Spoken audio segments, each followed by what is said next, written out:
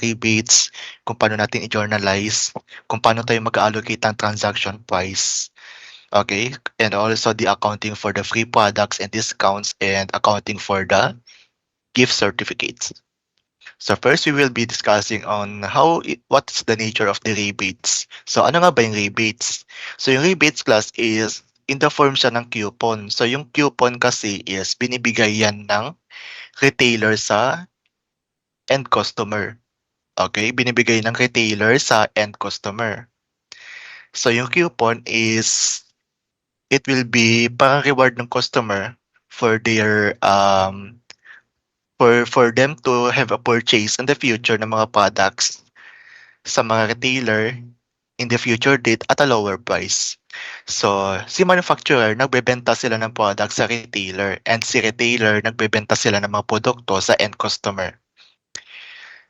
So, anong kinalaman niyan sa rebate? So, ang rebate kasi is, it is a accessory arising from the sale of the products. So, kaya nagkaroon ng rebate dahil sa pagbenta ng products from the manufacturer and the retailer papunta kay end customer. So si end customer magtatanggap siya ng discount coupons from the retailers to purchase future products from the retailers at a lower price.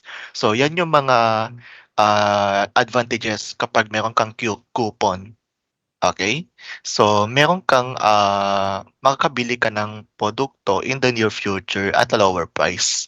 Okay, so kapag regular customer ka lang kasi, mabibili mo yung product pero at a regular price or same price which is much higher than the availment kapag naka-avail ka ng coupon. Okay? So that is the purpose of the coupon, to avail it a lower price.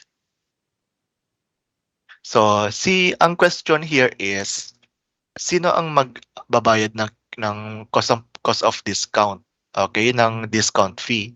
Si retailer ba o si manufacturer? Kasi isa sa kanila magsho-shoulder eh, 'di ba? So may binibigay na coupon si retailer sa kay end customer and may kailangang ibayaran yung discount, yung cost of discount. So ang sagot dito class is si manufacturer ang magbabayad ng discount kay retailer. Okay? So ang unang process dito is si retailer ang unang magbabayad ng discount kay customer. And si retailer magre-reimburse siya from the manufacturer. So si manufacturer babayaran din niya in the future yung nabayaran na discount ni retailer. So ang unang parang nag-advance muna si retailer para makapag-avail ng discount si customer and then at the end of the day, ipapa-reimburse ni retailer kay manufacturer. So nakukuha, so the discount is reimbursed by the manufacturers to the retailers. Okay, to cover the cost of the discount paid by the retailers to the end customer. So, yung isang single transaction dito class is they have a one transaction price. So once we engage in the selling of products with a attached coupon, so it involves a one single transaction, and one single transaction has a one transaction price, one lump sum price. So the manufacturer has the manufacturer has a two performance obligations, namely they have to transfer goods and services to the retailer, and the second obligation is to reimburse the retailers for the discount. That is what we call the rebate liability. Okay, that's what we call the rebate liability. So ang point of view natin dito is on the side of the manufacturer. So nakukuha. So since there are two performance obligations and there is only one lump sum transaction price, so kailangan nating allocate yung lump sum transaction price into two performance obligation. So the question is, what is the basis for the allocation of the lump sum price into two performance obligation? So the transaction price is allocated based on the relative standalone selling price of the product and the relative standalone selling price of the coupon. So sa problem solving, binibigay naman yung selling price ng ating product and the coupon, okay, separately. So magkaiba yung selling price ng ating product and magkaiba din yung selling price ng coupon na binibigay ng manufacturer. Okay, so nakukuha. So that is the concept for the accounting for rebates. Okay?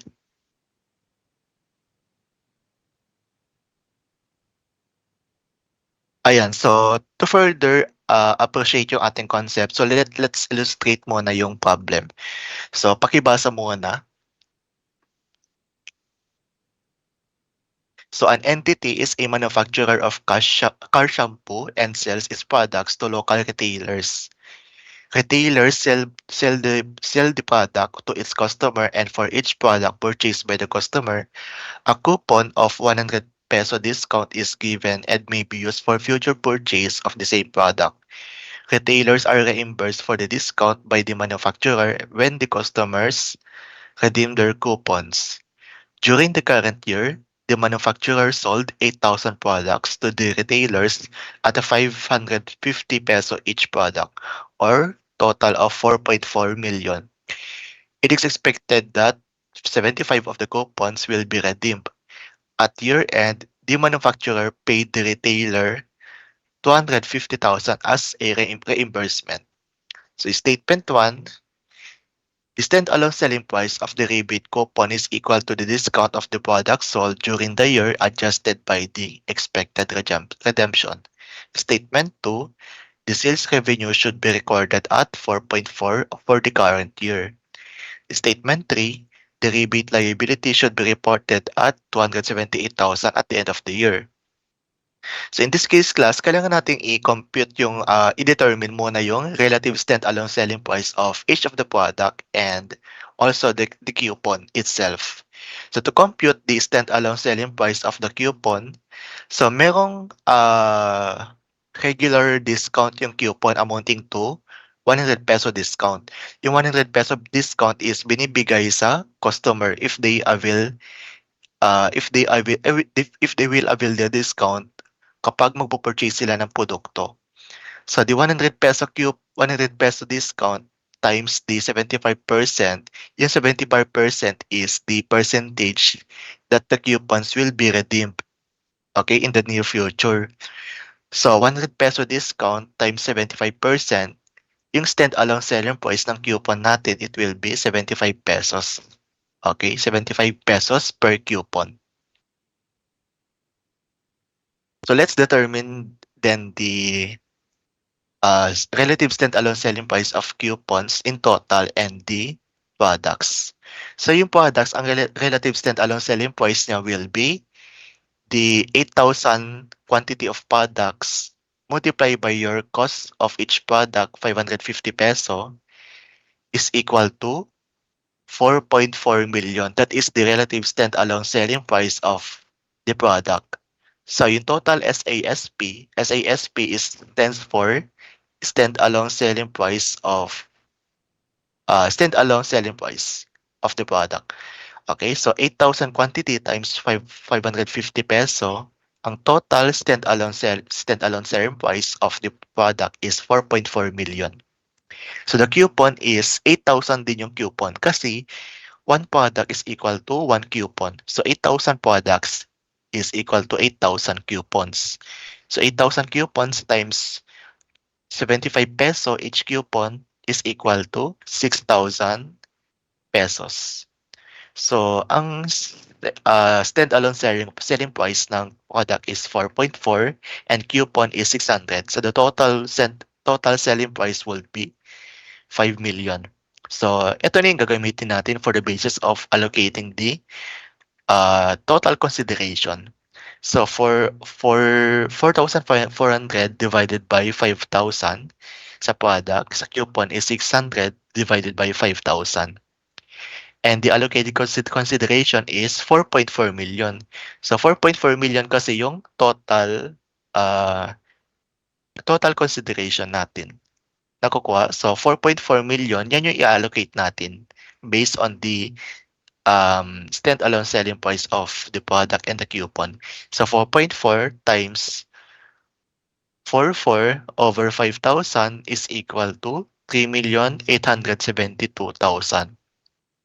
And sa coupon, 4.4 million times 600 divided by 5,000. That is 528,000 allocated consideration for the coupon.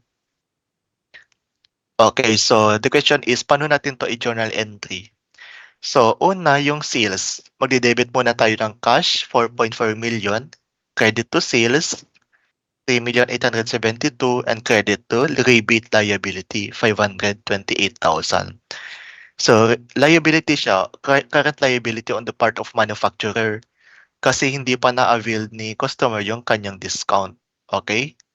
During the year pa naman siya. So, in the near future, kapag nakapag-avail or kapag na-reimburse na ni manufacturer yung cost ng discount sa retailer, dun pa lang siya magde-recognize ng rebate liability.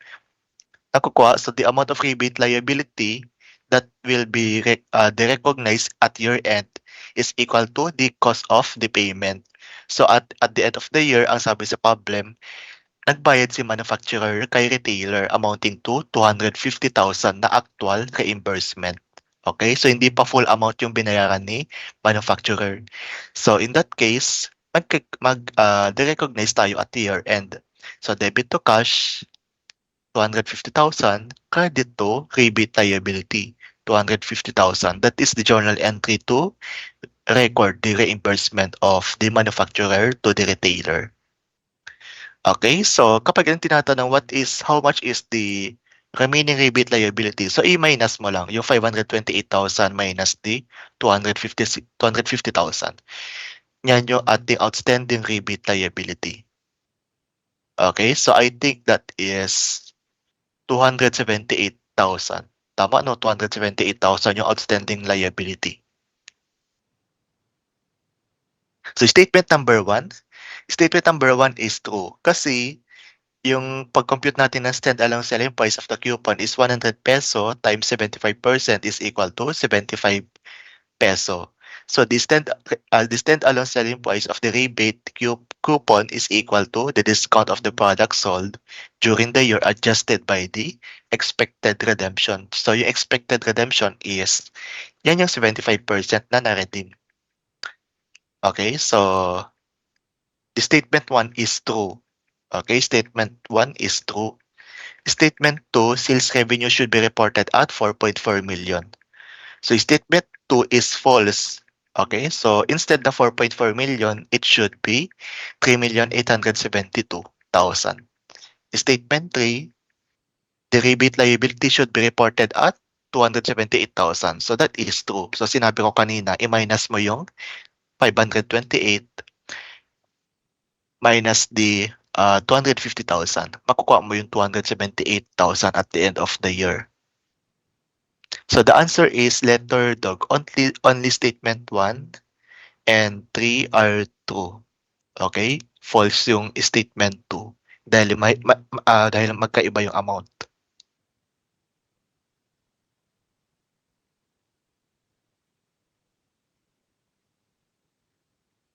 Okay, so ayan class, ang crucial lang dito is yung paano mo i-allocate yung transaction price into a relative standalone selling price of the product and coupon.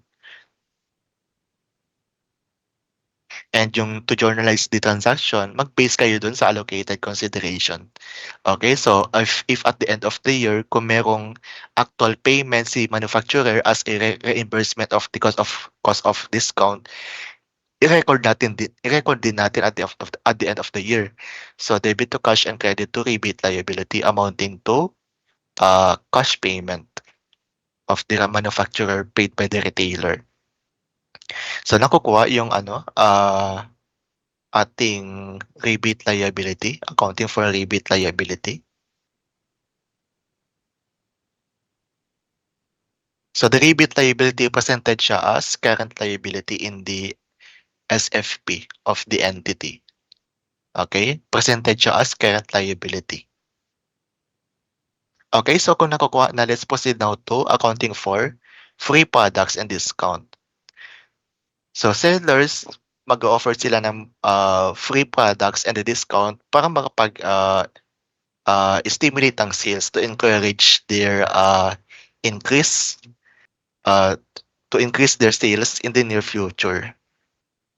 So the option to purchase additional goods or services is to provide customers with material right, and it gives rise to performance obligation that the sellers must satisfy. The manufacturer has two performance obligation. First, to transfer goods and services to customer, and second obligation is to transfer additional goods and services to the customer. Okay? So yung kanina, yung sa accounting for the rebate in accounting for the coupon, ang pinagkaiba lang dito nila class is yung second obligation. Pero pareho lang sila ng first obligation, which is to transfer goods and services to the customer. But doon sa accounting for the rebate liability, ang second obligation is to remit the actual cost of discount from manufacturer to the retailer. But here in second obligation for accounting for the free products and discount is to transfer additional goods and services to the customer. So the additional goods and services pertains to the free products, okay, and discounts. So since there are two performance obligations, so there are only one transaction price. So the one transaction price should be allocated based on the relative standalone selling price of the product and relative standalone selling price of the customer option. Okay, so yung second obligation na to transfer additional goods and services to the customer, yan yung tinatawag natin na customer option. So the customer has the option whether to accept the goods or avail the discounts. So magkapareho lang sila ng concept doon sa previous na topic, tama? Doon sa accounting for the rebate liability. So pareho lang din sila ng allocation na basis, which is the relative standalone selling price of the product and the customer option. So again, sa problem, binibigay naman yung sa problem yung selling price ng product and the selling price of the customer option.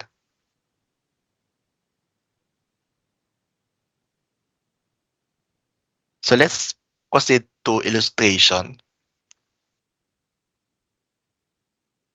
So an entity is offering a promotion wherein if a customer buys 3 pieces in a single transaction, a customer receives a coupon for one additional piece for free. During 2024, the entity sold 3,000 pieces at 200 peso each. It is expected that 75% of the coupons will be redeemed. During 2025, the entity delivered 6,000 free additional pieces. Statement 1, standalone selling price of the coupons is equal to the selling price of the free product adjusted by the expected redemption. The sales revenue should be recorded at 4.8 million for 2024. The deferred revenue from coupons should be reported at 480,000 on December 31, 2025.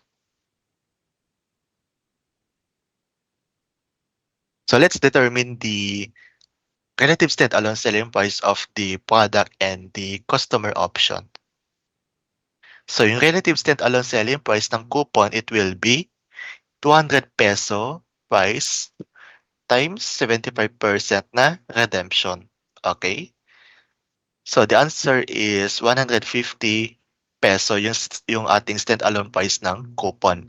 So correct na yung ating statement 1 kasi yung standalone selling price ng coupon is equal to the selling price, which is 200 peso of the free product adjusted by the expected redemption. So the expected redemption rate is 75%. Okay? So the standalone selling price of the coupon is 150 peso. So let's compute naman the relative standalone selling price of the product. So 200 peso yung ating cost of unit ng product and the quantity is 30,000 pieces. So 200 peso times 30,000 pieces is total selling price of 6 million. Okay? 6 million yung stand-alone selling price ng product. And the coupon is, ang sabi, 150 daw yung ating quantity ng coupon. Sorry, 150 peso yung cost of the coupon. And 10,000 yung ating, 10,000 yung number of coupons. Okay? Nakukuha. So, paano nakuha yung 10,000? So, yung 10,000 nakukuha siya based doon sa 30,000 na products divided by the 3 pieces in the single transaction. Kasi bawat customer kailangan nilang bumili ng 3 pieces of in a single transaction in order to avail or to receive a coupon of one additional free product. So the total quantity of the product sold is 30,000 and i-divide mo yan by 3 pieces, yan yung total of coupons na binigay, okay? Total coupons na binigay. So 10,000 coupons times 150 peso cost per unit, makukuha natin yung 1.5 million na selling price ng coupon. So the total selling price would be 7.5 million. So yung fraction natin would be 6,000 over 7,500. And sa coupon is 1,500 over 7,500. So the total allocated consideration is, yung consideration natin will be 6 million pa rin. Okay? 6 million kasi yung ating consideration. Okay? That is the cash consideration from the selling of the product. So 6 million will be allocated according to standalone selling price of the product and the coupon. 6 million times 6,000 over 7,500 is equal to 4.8 million. That is the allocated consideration of the product. Sa coupon, 6 million times 1,500 over 7,500 is equal to 1.2 million allocated consideration ng coupon. Okay? So yung revenue from coupon, it will be 1.2 times 6,000. Kasi during 2025, ang sabi sa problem, last statement, the entity delivered 6,000 free additional pieces. Okay? Free additional pieces. So yung revenue from the coupon is 1.2 million times 6,000 over 10,000 number of coupons. So out of 10,000 coupons uh, na meron si entity, 6,000 lang yung actual na deliver niya. Correct? So in that case, yung yung allocated consideration na 1.2, kailangan mo i-allocate doon sa 6,000 actual delivered over the 10,000 na quantity ng coupon. So 720,000 is the revenue from the coupon. Okay? So how to journalize this transaction? So mag-base tayo dun sa allocated consideration first. So debit to cash 6 million, credit to sales 4.8 million, and credit to deferred revenue coupons amounting to 1.2 million.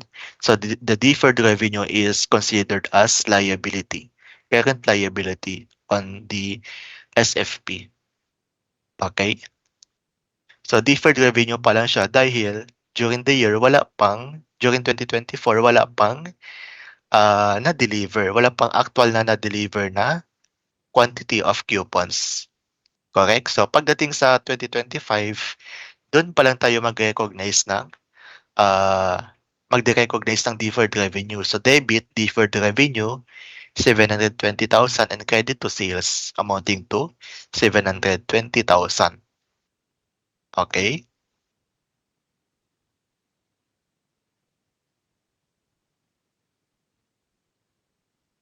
So nag-credit tayo ng sales dito kasi additional products yung provide ni entity sa customer at the end of during 2025.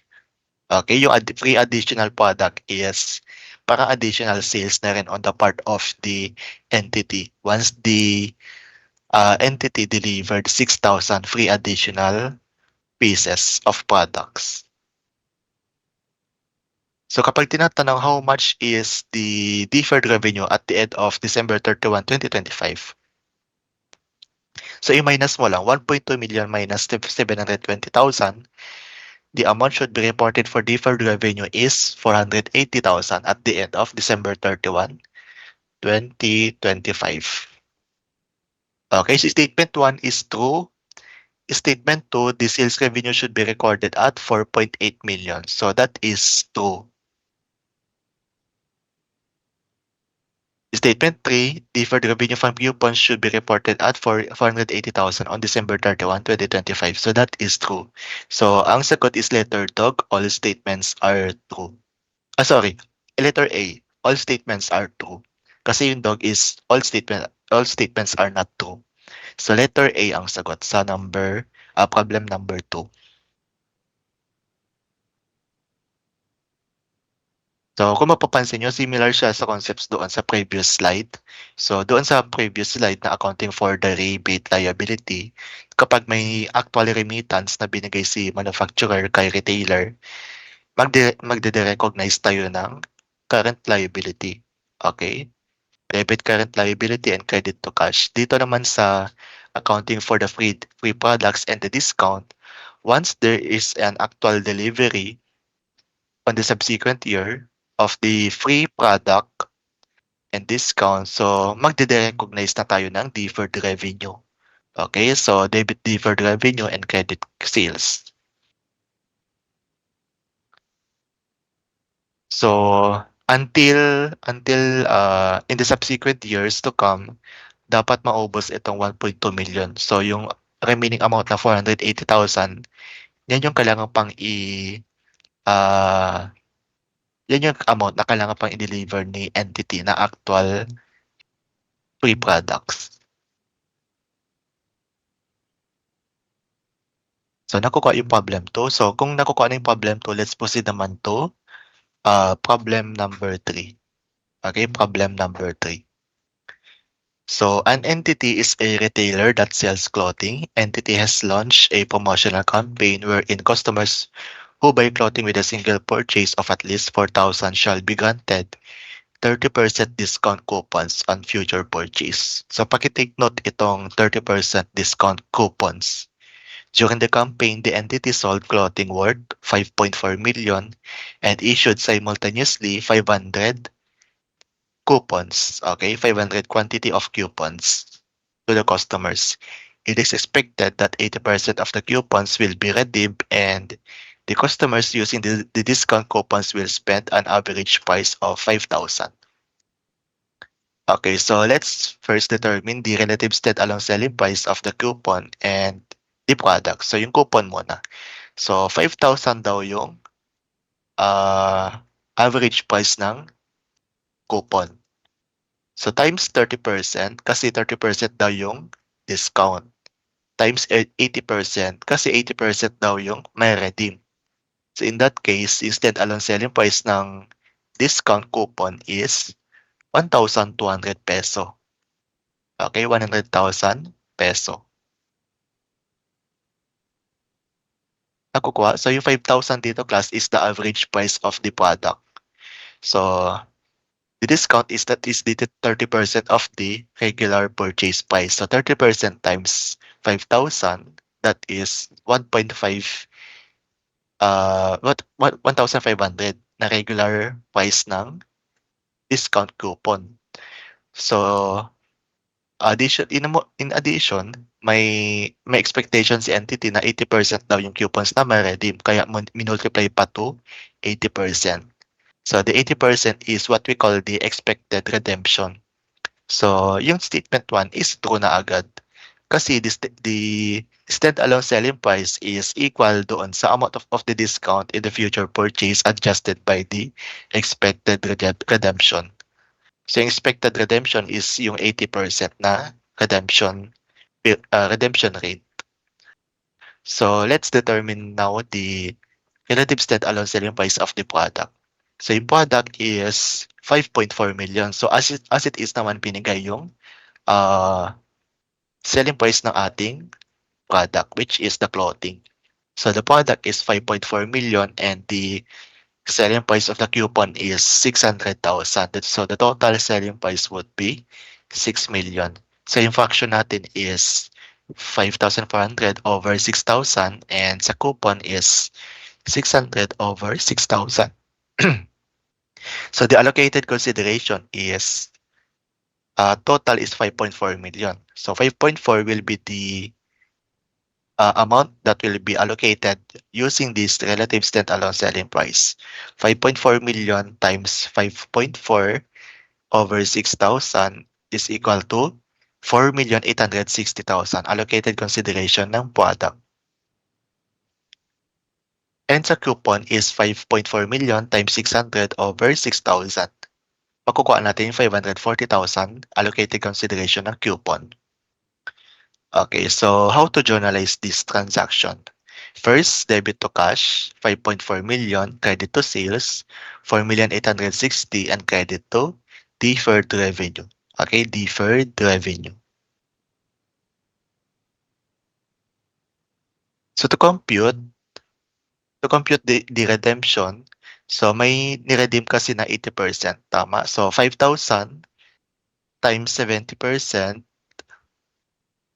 times 80% times 500 peso, okay, 500 na na coupon, makukuha natin yung 1.4 million. So i-recognize din natin yung deferred revenue amounting to 540,000. So the total sales would be amounting to 1,940,000. Okay, so 5,000 kasi yung regular price times 70%, that is the price net of discount. Okay, price net of discount. So price net of this discount is i-multiply mo pa to 80% na redemption rate. So that is the selling price net of the discount adjusted by the expected redemption. I-multiply mo pa to quantity of the coupons that are issued to the customers. So makukuha natin yung 1.4 million.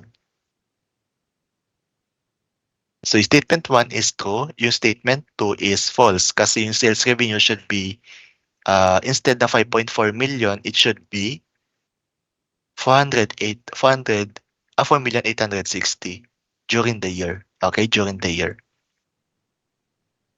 And the sales revenue statement 3, sales revenue should be recorded at 1,940,000 from the redemption of the discount coupons.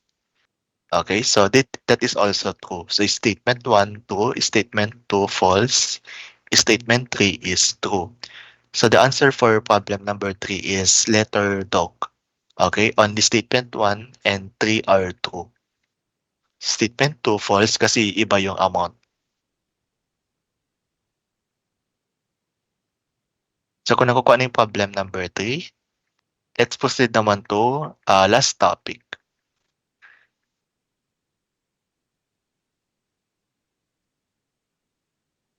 So yung last topic natin is will be accounting for the gift certificate. Okay, accounting for gift certificate. So si entity, pwede siyang magbenta ng gift certificate to the customer in exchange doon sa future delivery of the goods. So si entity, pwede siyang magbenta ng gift certificate sa customer in exchange of future delivery of the goods.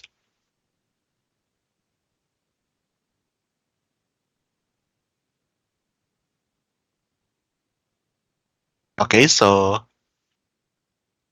next, non-refundable din yung pag-provide ng non-refundable din yung gift certificate na provide sa customer. Okay, yung pagbebenta sa customer. So kailangan natin consider yung non-redemption of the gift certificate by the customer. So first, kailangan muna natin mag-recognize ng breakage revenue.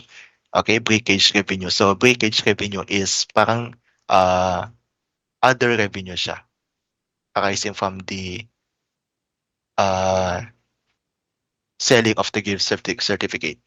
So we need to consider the non-redemption of the gift certificate based on the value of the certificates that was used in proportion to the expected value of the certificates to be used. Okay, so ang pinaka-common na scheme dito is yung true issuance ng gift certificate kasi yung gift certificate is considered a liability on the part of the issuing entity. So yung pro forma entry natin for the gift certificate are shown below. First, debit to cash, credit to liability for gift certificate. That is the entry to record when the gift certificates are sold. Okay, so kapag nabenta yung gift certificate, ang magiging entry natin is debit to cash and credit to liability for gift certificate. So kapag na-redeem na yung gift certificate natin, i-recognize natin yung liability and magkikredit tayo ng sale. So debit liability for gift certificates and credit to sales. That is the entry for recording of the redemption ng gift certificate. So lastly, kapag na-expire na yung gift certificate or hindi na redeem, so kailangan mo i-recognize din yung liability for the gift certificate. So debit liability for the gift certificate and credit to forfeited gift certificate. Yung forfeited gift certificate is considered as other income. So other income siya on the part of the issuing entity. So yan yung entry natin if the gift certificate are expired or hindi siya na-redeem. So first entry, that is the entry to record the sale, debit cash, credit to liability for gift certificate. And second entry is the entry to record the redemption of the gift certificate, debit to liability for gift certificate and credit to sale. And lastly, the entry for the recording of the expiration or yung hindi na-redeem na gift certificate, debit to liability for gift certificate and credit to forfeited gift certificate. Okay, so additional note class. According kasi sa Philippine na DTI, yung gift certificate law is wala dapat siyang expiration date. Okay, so again, according to the Philippine Department of Trade of Industry, yung gift certificate should not have a expiration date. Okay? So yung expiration ng gift certificates, it depends on the policy of the entity kung kailangan niya nang i-expire yung GC or gift certificate.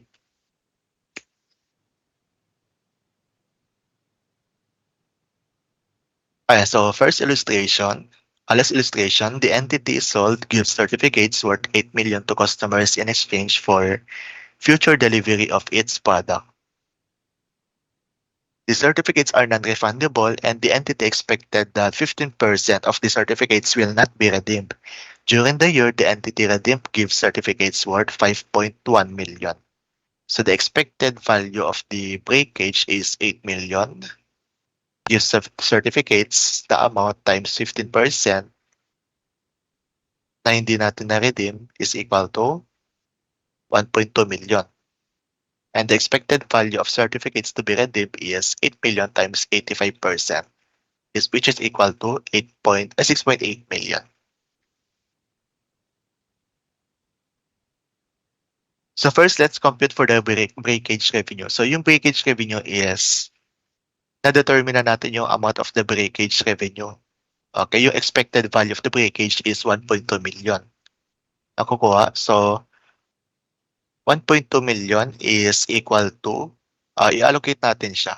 Okay, allocate natin siya amounting to the actual redemption over the total expected na i-redeem. So 1.2 million multiplied by 5.1 million over 6.8. Yung 5.1, that is the actual redemption. Okay? Actual redemption. And yung 6.8, that is the total value of the certificates na-redeem, to be redeemed. So i-allocate mo siya. I-allocate mo yung 1.2 million based doon sa actual na ni-redeem. So 1.2 million times 5.1 over 6.8, the actual breakage revenue is amounting to 900,000. So para to simplify it further, i-entry natin isa-isa. Okay?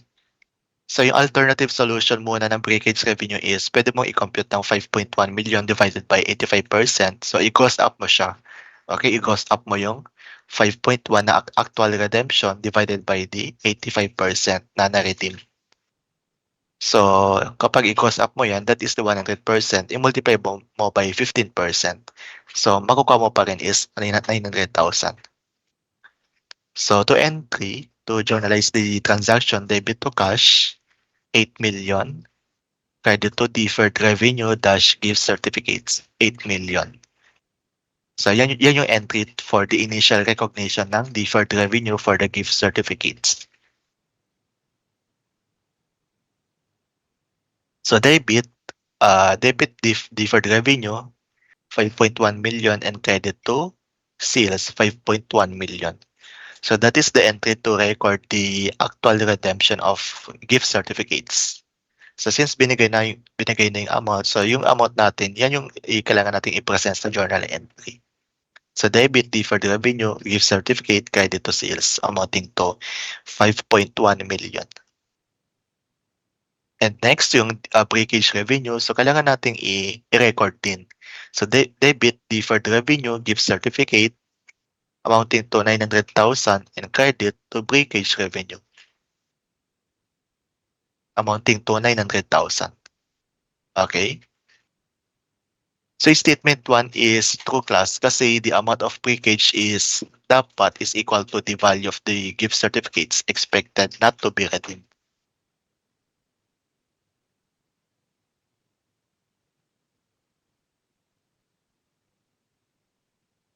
The statement 2 is also true. Okay? The breakage revenue is equal to the proportion of value of certificates redeemed to the expected value of certificates to be redeemed multiplied by the expected value of breakage. Statement 3, that is true. So the breakage revenue should be reported at 900,000 for the current year. So that is also true. In statement number 4, that is false. The deferred revenue from gift certificate should be reported at 2.9 at the end of the year. So yung 2.9 palitan na lang ng 2 million. So nakukuha yung deferred revenue. Paano natin nakuha yung 2 million? So yung deferred revenue na 8 million, i-minus mo by 5.1, minus mo din by 900,000. Makukuha yung ating 2 million na deferred revenue. Deferred revenue dash gift certificate. So statement 1, true. Statement 2, true. Statement 3, true. Statement 4 is false. So the answer for problem 4 is letter dog. Sorry, is letter boy. Sorry, wait lang. Statement 1, 2, and 3, true. I think letter C. Okay, letter C pala dapat. So letter C, only statement 1, statement 1, 2, and 3 are true. Statement 4, false siya. So dapat letter C to na typo lang. Instead na letter D, letter C. Okay? So ayun class, so yung next topic natin will be yung accounting for warranty liability na. So hinuli ko yung warranty liability kasi yan yung medyo madami na medyo complicated na topic na warranty liability. Okay, so inuna ko muna itong mga short topics like the gift certificates, rebate liability, and the discount and free products. Yung sa warranty liability kasi madami siyang informations behind that. Madaming kailangang i-analyze and also hindi siya madali na topic yung warranty liability. Okay, so sa next meeting class, pakibasa na maigi yung warranty liability. Okay, so mag-assign din ako ng problems about sa mga warranty liability and yung mga premium liability. So mag-share ako ng isisend ko mamaya yung ating problems and also mag-assign ako ng mga mag-discuss doon sa problems next meeting. Okay? So, ano oras na? 10:45? So, ayun, maaga tayo natapos. Yung slide, yung PowerPoint, isisend ko naman after this meeting. Okay? So, yung quiz natin is, i-close ko na siya exactly at 11 a.m. Okay? So, hindi na ako magtatanggap ng responses at exactly 11 a.m. Okay? So, yung results ng quiz as well as the solution, ibibigay ko na lang after mamayang kapag quiz na rin yung ibang section mamayang hapon. So may quiz din sila mamayang 1 PM to 5 PM. So after 5 PM, dun ko na lang ibigay yung solution later on. Okay, so thank you class and i-end ko na tong meeting mamaya. Okay, so yung